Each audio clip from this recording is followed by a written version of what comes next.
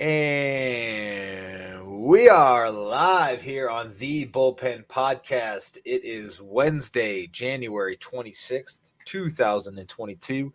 Hope your New Year's kicking off awesome. First month is almost in the books already. Cannot believe it. We are here to talk some baseball and some labor union and owners talk. Hopefully, we hear more and more progress. We got a little progress to talk about. But I am your host, Chris Krogman. You can find me on Twitter at ShyBears1985. You can find my man Adam Kunos at Kunos19 on the Twitterverse. You can find the pod at the Bullpen Pod on Twitter. And don't forget to like, subscribe to our YouTube, Facebook, Apple Podcasts, all of the fun stuff where you can find our shit.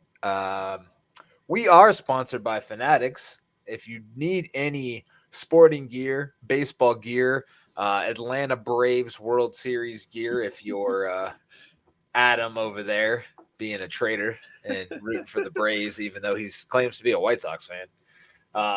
We will cover why. Don't worry. We will cover that why. Head on over to Fanatics and get some shit. Hit our link tree up. We've got a promo discount in there. All right, Adam, how are you? And how have your last couple of weeks been? I know you got college classes going on and all kinds of other fun stuff. How's Florida? I'm sure it's nice and warm there. It's like 10 degrees here in Denver.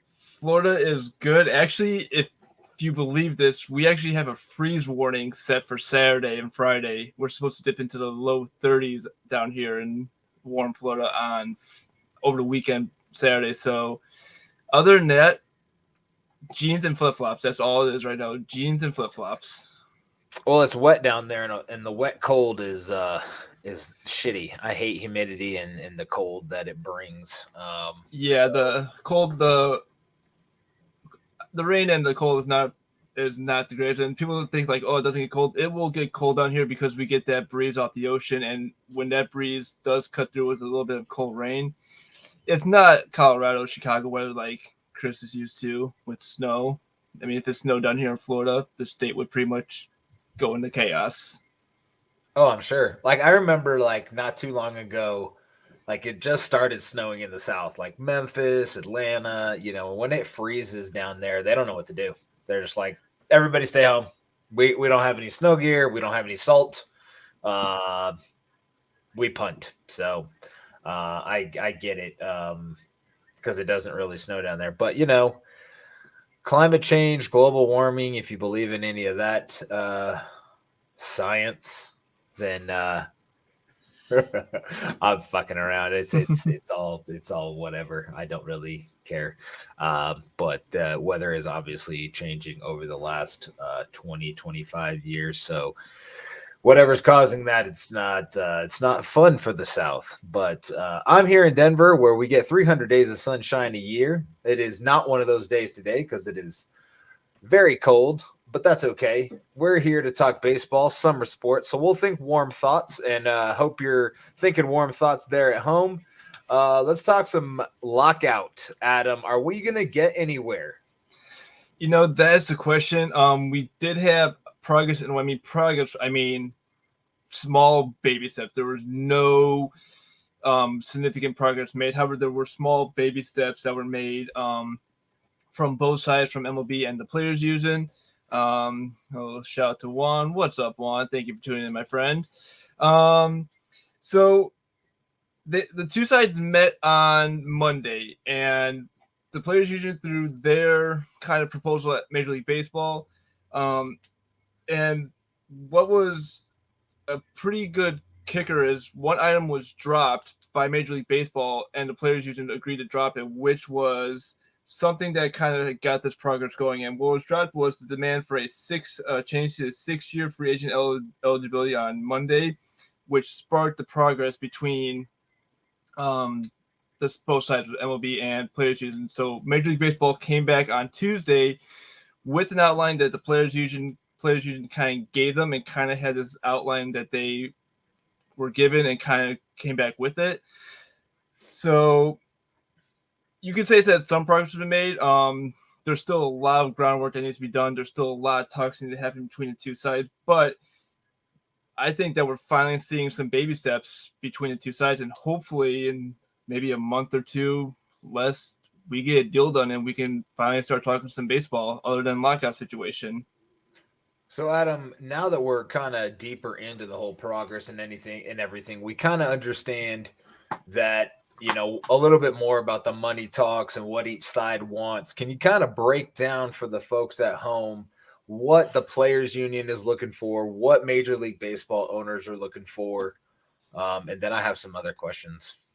Yeah, so we'll start with what Major League Baseball has offered. So they've offered a centrally funded bonus pool for pre-arbitration players in the game for up to 4 times their salary. So if they go for arbitration, they can make up to 4 times their salary, their normal salary.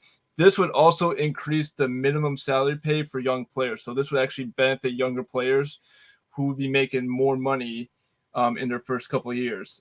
They also offer to eliminate draft pick compensation for free agents. So meaning if you lose a free agent in the offseason and they sign with another team, you usually get a draft pick. That would be eliminated. There would be no more draft pick compensations. That has actually been in place since 1976. So if you can believe that. That's insane because there's been let's just talk about those three, and then we'll keep going with what the owners have offered essentially. So if I'm understanding right, and I don't know if you know this because I certainly don't. All this stuff we've talked about this a little bit before. A lot of this language within baseball is so convoluted. It's like doing your taxes. It's ridiculous.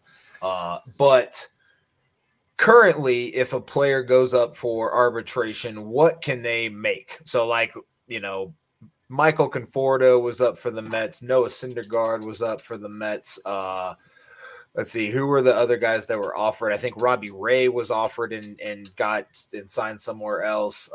There was a couple other pretty good sized names that were offered arbitration and didn't take it. What was their kind of compensation in terms of multipliers? Were they is it 2 times currently and they're going up to 4, or do you know? Fortunately, I do not know. If I had to guess, I would say it's either between maybe 2 times of what they offered, but again, I'm not 100% sure. Again, yes, everyone, math is my worst subject in school, so I scoop by with that with maybe a C grade at the most. So don't ask me about numbers in baseball. I don't know exactly what the deal is, but going back to the arbitration, so this article I read on MLB.com kind of gave us an idea. So for Corbin Burns, who was National League Cy Young, jumped from $608,000 to $2.34 million last season. So that seems like about maybe 200% increase in what he made previous season. Vladimir Guerrero Jr. went from $635,000 to $1.8 million after in a pre-arbitration year. So it sounds like it's a pretty good significant jump for some of these young players. That sounds wait, what? Okay, so give me the Guerrero Guerrero, who was runner-up for American MVP, would have seen this is probable. This isn't exactly what happened. If this new rule is in place, he would have seen an increase from $635,000 to $1.8 million in his salary, just from being runner-up for the AL MVP. So if I'm reading this correctly, it means that how well you play, how well you finish in voting for MVPs could play in arbitration talks. But interesting. I would have to do some more research on that, see if that's actually true. So let's use Conforto only because I know the Mets, and sorry, folks, I know I talk about the Mets all the time, but he made $12 million basically in 2021. So he was offered arbitration at, I think it was 19 million. So that's a little less than double his salary. So what they're proposing sounds like he could be offered $48 million. That seems insane. I got to be missing something. Either way, moving on. It's a good. It sounds like it's a good offer. It sounds like a pretty offer. Bonus pool for pre-arbitration. Okay. All right. Yeah. Well, and then the last thing that MLB offered was expanding postseason plan would increase players' postseason shares by approximately 20 million, as a 60% gate receipts from new first-round postseason would be added to players' postseason shares. So that's an increase in player share if they make the postseason. So that seems like a good deal for players, that they're getting an increase in revenue share if their team makes the playoffs. And depending on if they get past the wild card round, division round, they could see a definitely bigger increase in their share from the postseason. I don't really understand the draft pick compensation thing, like how that benefits the players at all. Like this just seems like a team thing, which I don't know if I like it or not. I don't think I do, but I also kind of, I guess it depends on where it falls within, the team you root for's structure, right? If your team is a team losing a free agent, you want that compensation pick, right? But like I remember, back in the day, it was like the compensation was a lot less than it is now. Like if you lose a top free agent now, you like lose a first round draft pick. But if you lost or if you signed a free agent, say call it 20 years ago, it was probably during the last contract negotiation like this, you didn't lose a first round draft pick. You lost or you got a third or something. You got an extra comp pick, kind of like the NFL does it. So it's crazy that they started. I don't know. I think this is, like I said, these rules in baseball so convoluted. I'm not a lawyer. I can't read this shit. I'm confused, but yeah, it sounds like the MLB has offered some good tokens for the Players Association. What did the players come back with to the owners? The players came back. We'd already mentioned the drop for the 6-year free agency eligibility, and that kind of sparked the talks between the two sides. They have proposed higher minimum salaries, so the minimum salary would be increased for first-year players or players who didn't get that large contract. Access to early career bonuses, so if you sign a contract and you put in some bonuses, you have early access to that in your career. And an increase in the CBT threshold. So those are the things that the Players Union has offered to MLB. So that's where we kind of stand right now with the talks. So, and like you said, it's somewhat progress. I mean, would you say this is good progress, or would you say this is kind of like bad progress? That's even a thing.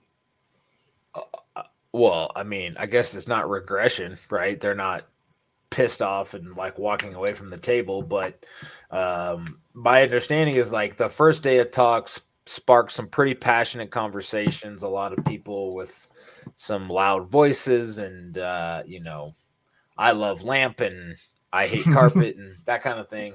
Just a bunch of people yelling about nothing but money, probably. So to see that the owners have conceded a little bit of, with the 6-year free agent eligibility, increasing minimum salaries, which again, with the way baseball works in minor leagues and stuff, and like how teams can manipulate contracts and, manipulate players' eligibility, kind of takes it out of the players' hands. Like they can call a player up, send them back down, call them up, send them back down, and they are at the mercy of the team, and their contract is what really suffers. So I guess I don't understand like what really triggers that, first year salary increase, because when you're in the minors, unless you signed a big, signing bonus when you got drafted, you're making shit money. Like you make less than Adam and I do, and we're poor. So I do not envy these kids. No, and we've talked about this too with minor league baseball. I've never been to a minor league baseball game. While they're fun to watch in person, it's almost like really having a part-time job for 6 to 8 months, depending on which level of minor leagues you're in. Because once the season's over, you go back to home, wherever home is, and you're not getting paid during that offseason. So you need another job just to kind of fill in that gap. So minor league baseball, again, it's almost like a part-time job.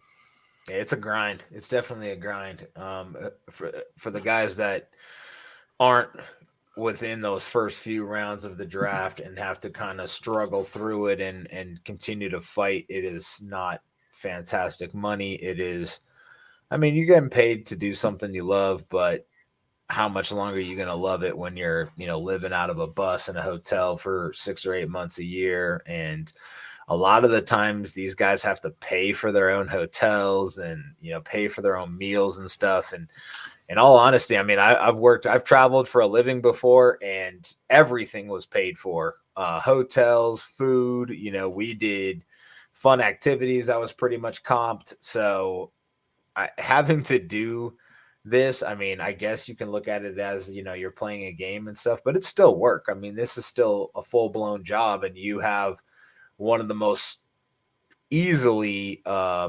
tangible ways to track your progress, whether you're a pitcher and you're not getting outs, or whether you're a hitter and you're getting out all the time. It's a pretty simple game, pretty simple strategy to see if a guy's doing well or not.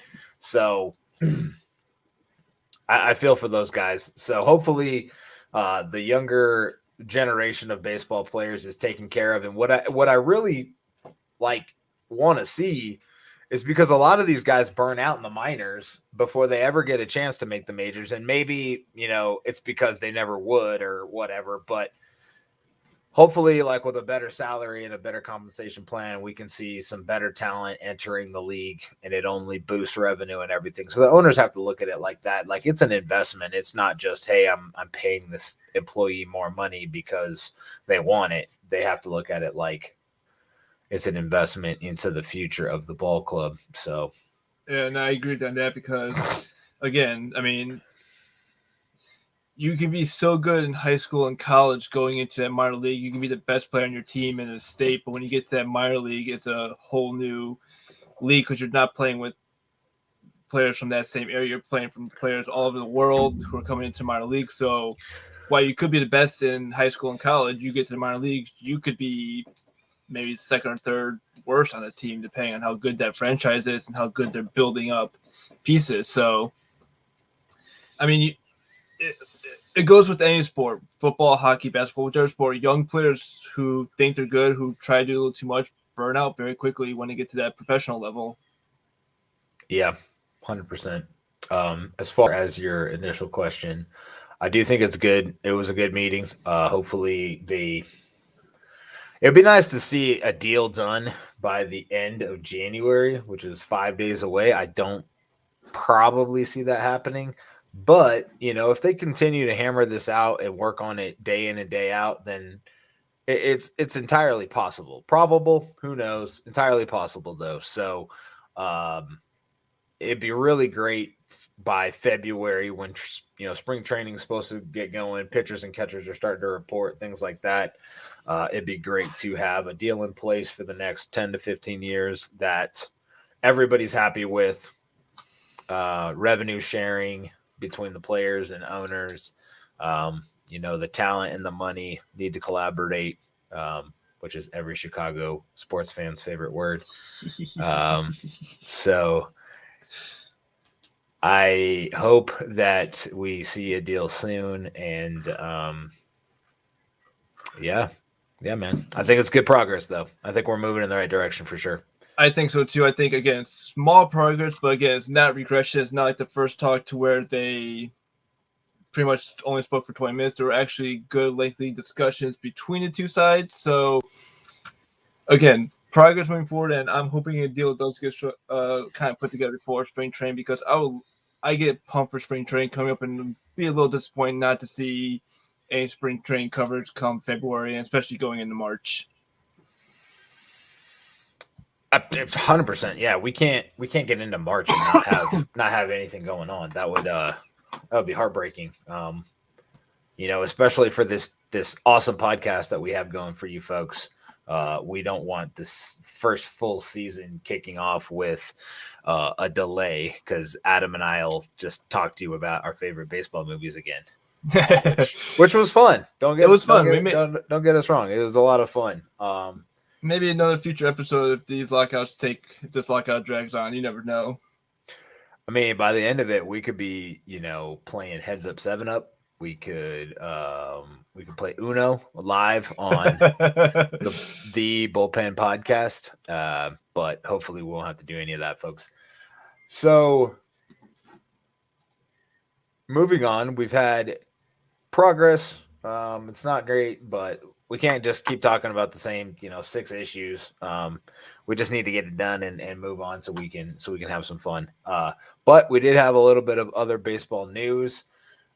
Pretty controversial topic.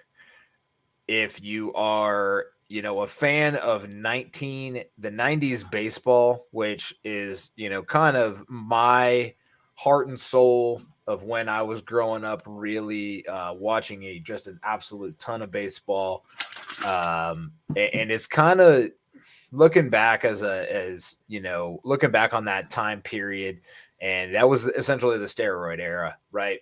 So I've got mixed feelings about it, whether or not it's, everybody was doing it. So kind of, so what, like the field was level, or it was a pretty level playing field, or if it's like, hey, these guys are just a bunch of cheaters. We shouldn't, buy into any of these records. And, it's a toss up for me. It's a constant battle. And I think I've come to the, the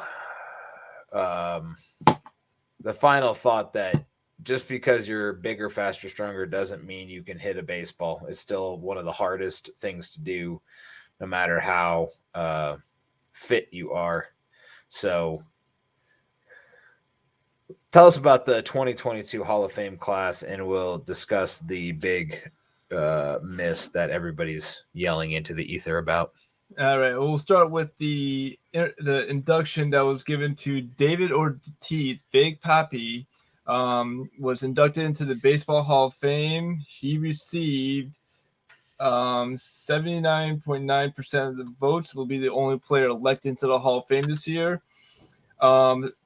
Good career spanning from 97 to 2016. Played his first couple of seasons with Minnesota, which I think a lot of people forget that he was actually originally signed by Seattle, traded to the Twins, played for the Twins from 97 to 2002, and then got released in 2002 by the Twins, was signed by Boston in 03, and from there is history. 3-time World Series champion, 04, 07, and 13.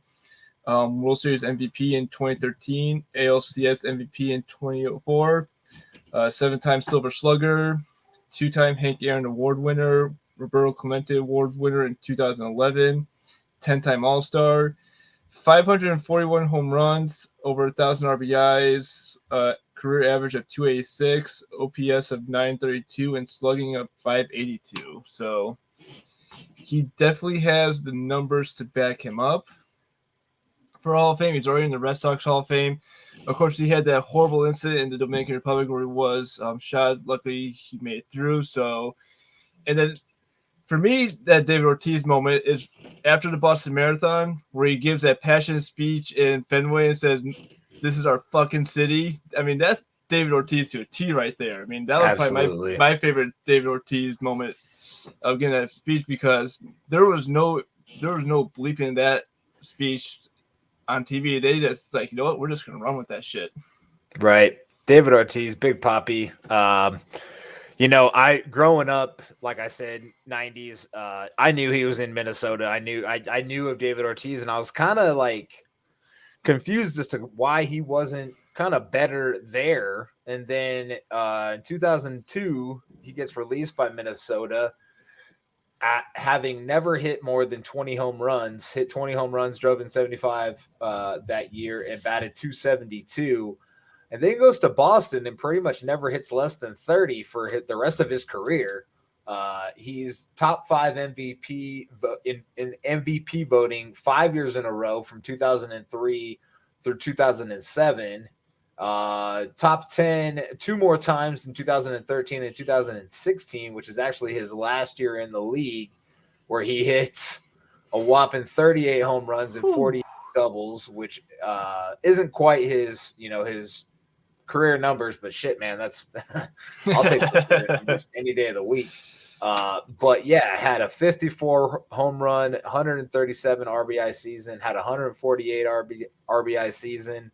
Absolutely smashed the baseball in Boston. For me, 2004 ALCS, where they single-handedly pretty much brought them back from the dead against the Yankees, hitting that one over the right center field fence, like right into the bullpen where there's that just baby fence in Fenway, which is kind of funny to me considering you got the monster out in the left and then you got this like fence where if you're running as an outfielder, you might just trip over and hit you in the shins. But either way, David Ortiz was incredible, and baseball players in general are amazing. I mean, these numbers where he like 2013 to 16, he's 37, 38, 39 years old and 40 years old, hitting 48 doubles, 38 RBIs and 127 38 home runs and 127 RBIs. So I say all this with the Minnesota connection and how he wasn't Big Papi there, and then he comes to Boston and he's just incredible in the heart of the steroid era. I'm not saying David Ortiz was on steroids. I don't think he was ever convicted or tested positive or whatever, but that's some eye-popping shit right there. That's some what's the old boy's name from Baltimore? Brady what's his nuts that hit 50 home runs just out of nowhere. But again, like I said, everybody was probably on steroids in the 90s and 2000s. So congratulations, Big Papi. You're in the Hall of Fame now. You will always be in my heart for beating the Yankees in 04. So I have no issues with you being where you're at, my man. Congrats. Yes, congrats to David Ortiz. And when you talk about the short fence, that flashed me back to the 2013 ALCS where Torrey Hunter pretty much went back to try to catch a Ortiz fly to right and just ate it over the fence, and all I see is the cop. That image of the cop with his hands above his head, cheering. Yep. I think that was so many memes that year where they just kind of photoshopped him into like these awkward photos. I mean, congrats. And I actually had a chance. Now I'm thinking about it, saw Ortiz play when I was living in the Chicago area. Went to a lot of White Sox games, and I did see a Twins game in '98. And I remember he was in the lineup, and he was definitely that big guy that you remember seeing at the ballpark. I don't remember if he hit one out, but I remember the Sox did pitch to him quite carefully, even when he was with Minnesota. Adam, do you know who originally signed Big Papi? Seattle Mariners. Look at this guy. If you guys ever want to know who knows the most about baseball on this show, it's not me. I've been told that I have the most random knowledge of baseball from my family, coworkers. I think someone asked me a question about the playoffs from like 81. I was like, oh yeah, it was a lockout year. The first division series was played in 81. They're like, how the hell do you know that? I was like, I have no idea. Yeah, who won the 94 World Series is one of my favorite trivia. I will say the Expos theoretically should have won the World Series that year. Probably would have saved that team. So we're going to go on a tangent here. I heard something today from a Tampa Bay Rays fan that I had no idea about. There are people that want to move them to Montreal. Yeah, so there was an idea thrown to split time between the Rays in Tampa and in Montreal. They would spend half the season in Tampa and then the other half in Montreal. What are you going to call them while they're in Montreal? They're not the Rays. That's stupid. What's Rays in French? Let's look this up. I don't know. Someone said they could be called the Montreal Devil Expos or something. I'm offended. Like, I had no idea about this, because it's hard to keep up with every team in all these, news, and I totally missed this. So that's fascinating to me and super stupid to split a team between two cities. I mean, especially so gosh darn far away. It's not like it's like, oh yeah, Tampa and Clearwater, Yeah. We're just going to move them to Montreal. And a lot of people don't know that there's still a big fan presence of Expo fans in not just Montreal, but in Canada. I mean, there's still a good Expos following in Canada. A lot of fans that there still want a team in Montreal, so they're kind of hoping that. I think it was saying that they can move the Rays to Montreal to be the new Expos, but I don't think that's going to happen. I don't think they're just going to up a team out of Florida who has been successful. I mean, you're talking a team that won the East. They win in Tampa. I mean, I hate to say it, they are a winning team in Tampa, regardless of how many people show up to that dome and watches them. I mean, I'm one of the people that go down to the dome with my wife and watch them. So in French, it's Rayons du Diable. So I would just probably call them the Rayons, but it's spelled Rayons, so I'm just gonna call them the crayons. Because I don't know, because that's stupid. Crayons. We call them the Rayons. The Rayons. There is an article. I will find it. I will put it on our Twitter page regarding this move.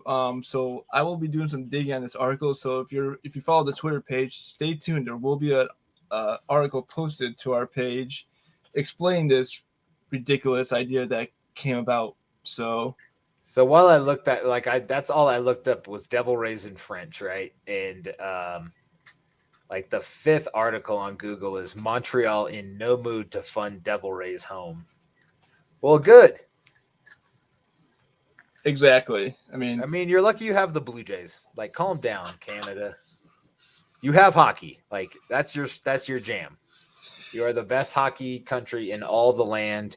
Russia's coming, but hold on. I mean, no Canadian team has not won a Stanley Cup since '67. So I'm not going to go that far saying they're the best hockey. I mean, that's because most of the Canadians are on American teams. Like, everybody that plays in the NHL is like Canadian almost. Like, even Patrick Kane, the best Blackhawk in all the land, is almost from Canada. He's from Buffalo. So like, that's like right there.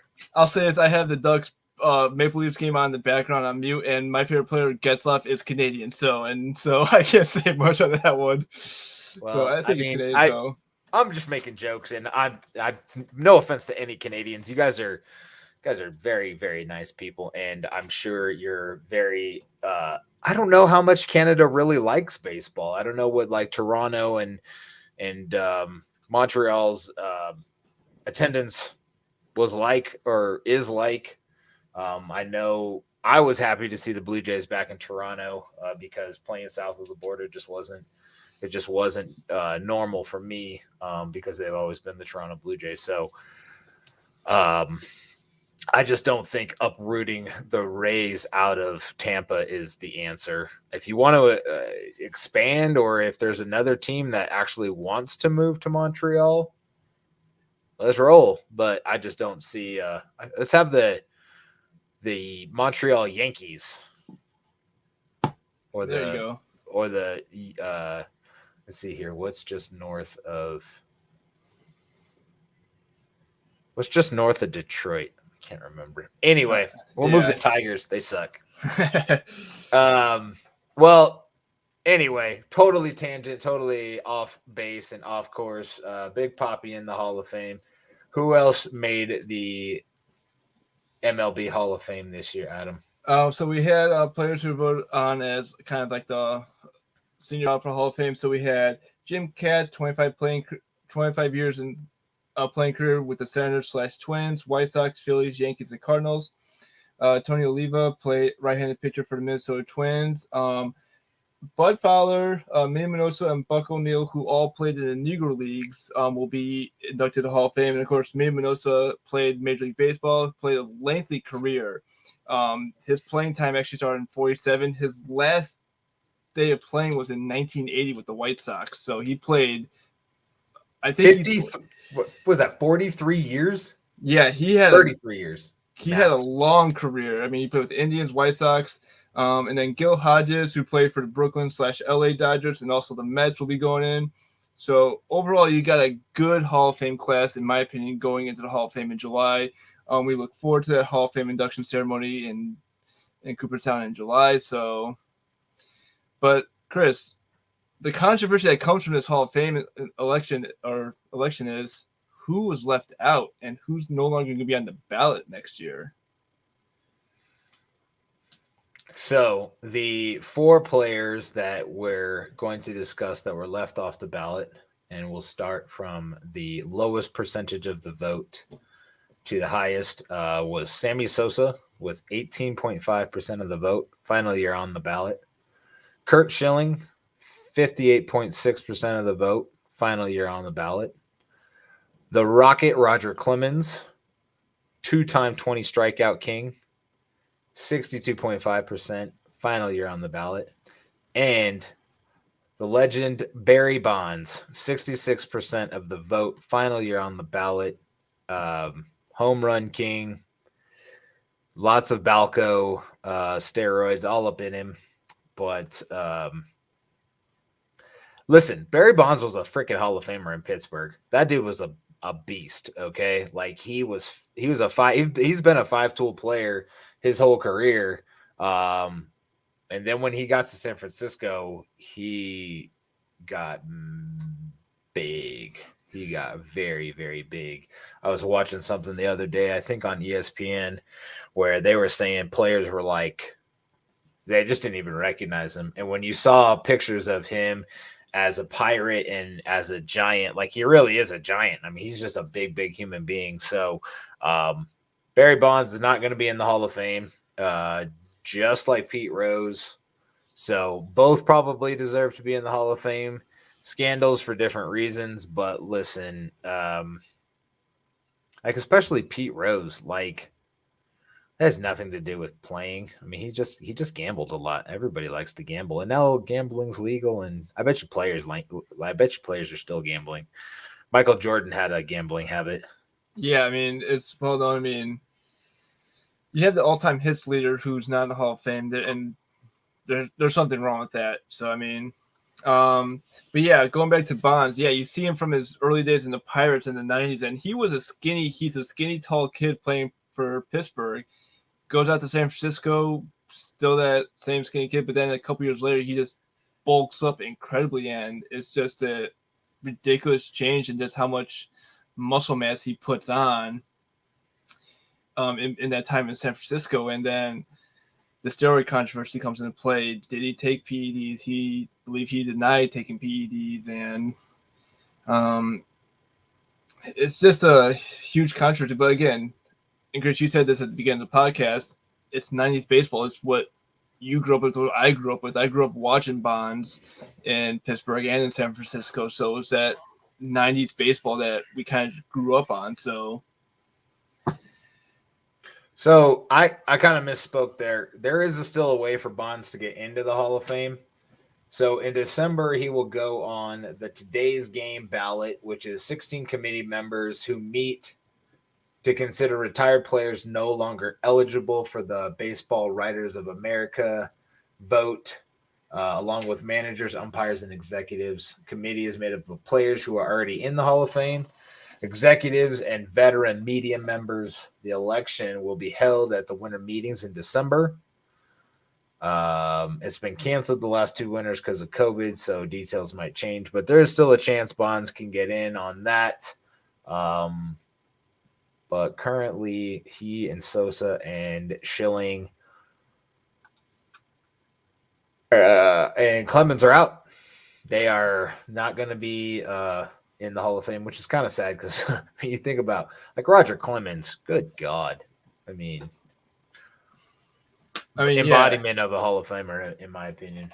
Yeah, I mean, Sosa and Bonds, I would see controversy just with the PED use, and obviously Sosa with his kind of falling out from the game after he played with Texas in 2007. But you have Kurt Schilling, who won a ring with Arizona, won 2 rings with Boston. So he has a couple rings under his belt, went to the World Series with the Phillies in '93. Definitely kind of, you'd think he would get a little more than 58% of the vote. So then again, Roger Clemens, I mean, like, just an absolutely good pitcher. I mean, he has some great velocity and just ridiculous numbers. Yeah, Clemens' numbers, you talk about old school stats. He has 354 wins, which probably just won't happen anymore in today's modern baseball. Probably not. 4,600 strikeouts, One that popped out to me is a 1.17 WHIP over his whole career. That's just bananas. That is crazy. A 3.12 ERA. But if you want to talk about new school stats, he has a 140 wins above replacement for his career. That's knuckin' futs, dude. That's out of control. And then obviously, I mean, he played for a long time. From 1984 to 2007, so 23-year career. I believe he was Blue Jays, Red Sox, Yankees, and Astros in that time. He was Red Sox, Blue Jays, Yankees, Astros, Yankees for the last 12 starts.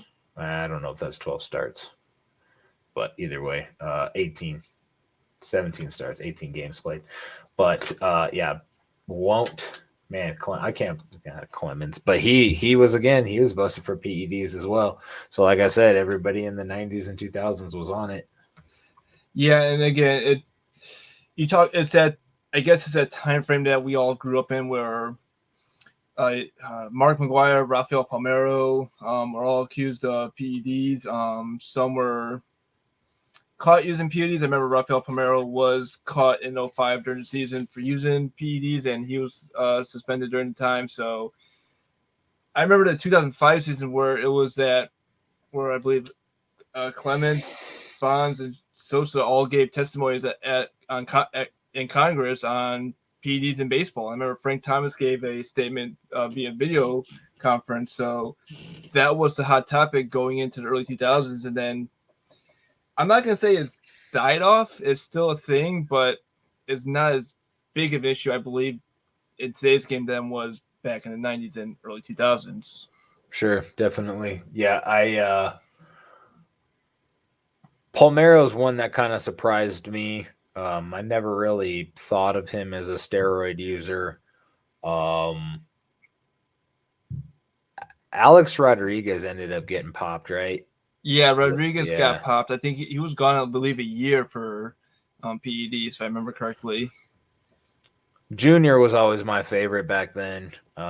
He never got popped. He never even looked like he was big enough to get popped. I think he looked a little bit bigger in Cincinnati, but he was always injured anyway, so nobody could ever test him.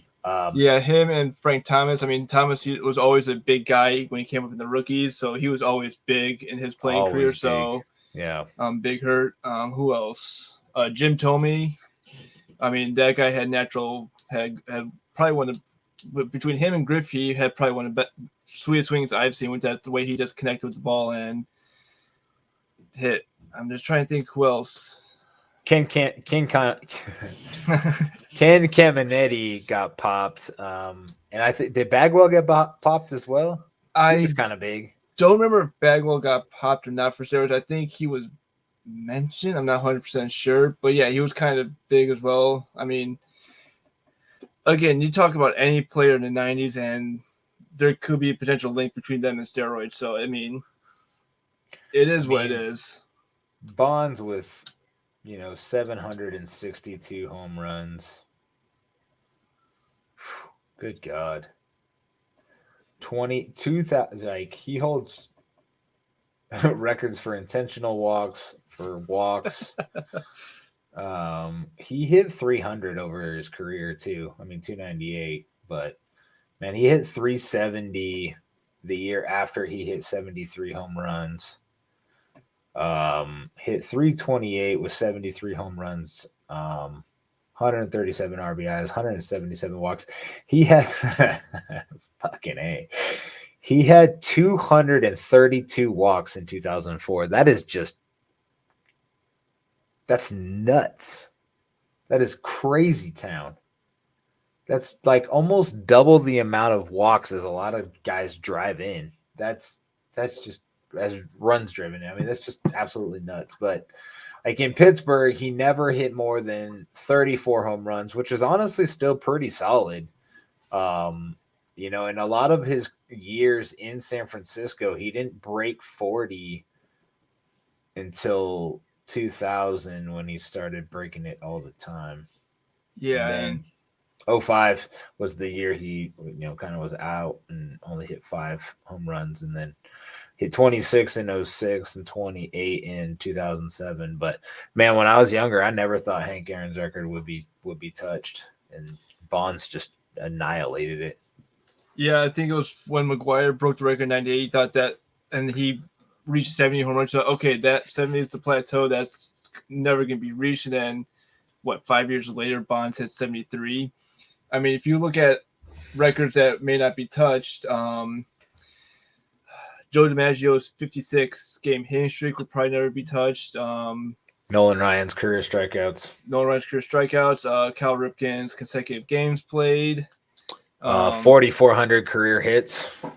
Yeah, I mean, you have some unbeatable some records that will probably never be broken. And it's not saying that no one's trying to break the record. It's just the way the game's played. It's the way players are thinking now about, well, it'd be nice to kind of get that record. You're thinking about like more career stats and kind of like career activity and how long can I play this game for. So yeah, I don't see a lot of those records being broken, and like we're basically talking about, people just don't play long enough anymore. And if they do play long enough, they're not playing the full game, getting the full at bats and everything like that, full innings, especially for pitchers. They're not going to get the starts.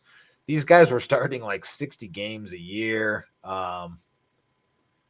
Sometimes, even the guys like later into the like in the 90s were like 35, 40 games. 20-win seasons were pretty regular, and now you rarely see that unless somebody has just an absolutely phenomenal year and wins like 20 out of 27 starts. But it's unfortunate that we won't see a lot of those records be broken. I think one that, I mean, it's still very possible is 56 game hit streak. I think that's completely possible. I think somebody will hit 400 again one day. Ted Williams 400 career average. I mean, no, it's not career average. Season average. So I'm getting ahead of myself. Career average of 400. Ted. I would love to see it. I would love to see that happen. But yeah, I'll agree on that one. I'll agree with those two stats that or records as the ones that could potentially fall. Yeah, single season records are still totally possible, but the career numbers game is over. I mean, nobody's going to touch Nolan Ryan's 5,000 some odd strikeouts. No one's gonna do 7 no-hitters in a career. I don't know, man. The way we have no-hitters last year. It's possibility. So every other game somebody's throwing a no-hitter. But I want to look up.